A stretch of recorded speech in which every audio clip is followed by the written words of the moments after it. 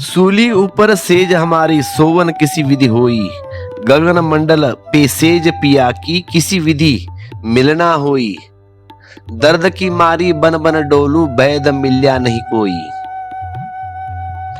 एक बार उस परमात्मा को आपने पुकारा ना, तो वहां आता ही चला जाता है, फिर ठहरता नहीं। शायद इसीलिए तो लोग डरते हैं और पुकारते भी नहीं। शायद इसलिए तो लोग बचते हैं, किनारा काटते हैं। जहां चोट लगती है वहां नहीं जाते। लोग मलहम पट्टी खोजते हैं, चोट नहीं खोजते। और जो चोट नहीं खोजता वहां परमात्मा को नहीं खोज सकता। तुम मलहम पट्टी खोजते हो, तुम जाते हो पंडित के पास, पुरोहित के पास, उनको सुनने के लिए, क्योंकि वह मलहम पट्टी करता है। वह तुम्हें सस्ते नुस्खे बताता है, फ्री वाले या थोड़े पैसे लेकर छोटे मोटे। वह कहता है घबराओ मत, धर्मशाला बनाओ, दान दे दो, सब ठीक हो जाएगा, कि एक मंदिर बना लो। मंदिर ऐसे ही बहुत है कि सब ठीक हो जाएगा। वह तुम्हें सस्ते नुस्खे बताता है। वह तुम्हें कुछ करने को बताता है कि ये व्रत करो, ये उपास करो, ऐसा करो, ये पूजा रखो, वैसी पूजा करो। वह तुम्हें होने का नया ढंग नहीं बताता। वह यह नहीं कहता कि घाव बन जाओ तब ठीक होगा। इसीलिए तो लोग महावीर के पास कम जाते हैं, बुद्ध के पास कम जाते हैं, मीरा के पास कम जाते हैं, 2 कौड़ी के पंडित पुरोहित के पास ज्यादा जाते हैं। वहां सुविधा है, वे तुम्हें किसी झंझट में नहीं डालते। वहां क्रांति नहीं सुलगाते। वहां तुम जाते हो, वे तुम्हें थपका कर कहते हैं, लोरी सुनाते हैं। तुम लोरी सुनकर झपकी खाने लगते हो। तुम बड़े प्रसन्न हो जाते हो। तुम घर लौट आते हो कि सब ठीक हो गया। वे तुम्हारे घाव भर देते हैं बस। सद्गुरु वही है जो तुम्हारे घाव को इस तरह गहन कर दे कि फिर परमात्मा के अतिरिक्त उसे कोई न भर सके। इसीलिए सद्गुरु के पास तो सही दुस्साहसियों का ही काम है। वहां तो हिम्मतवर पागलों का काम है। वहां तो वे ही जाते हैं जो जीवन को दांव पर लगाना जानते हैं, लगाना चाहते हैं, लगाने की हिम्मत रखते हैं। वहां जुआरियों का काम है और तुम दुकानदार हो, तुम पुरोहित के पास जाते हो। तो जीवन की गलियों में हम तो चुपचाप रहे।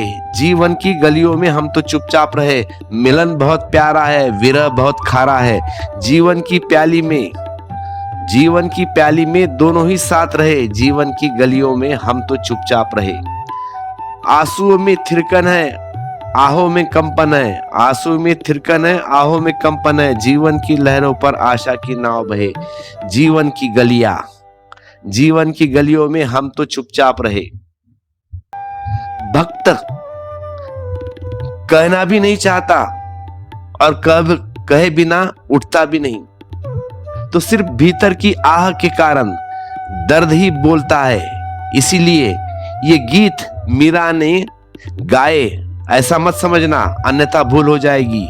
वह जो मीरा का घाव है, हरा है, उसने गाया है वह, अन्यथा मीरा चुप रहती।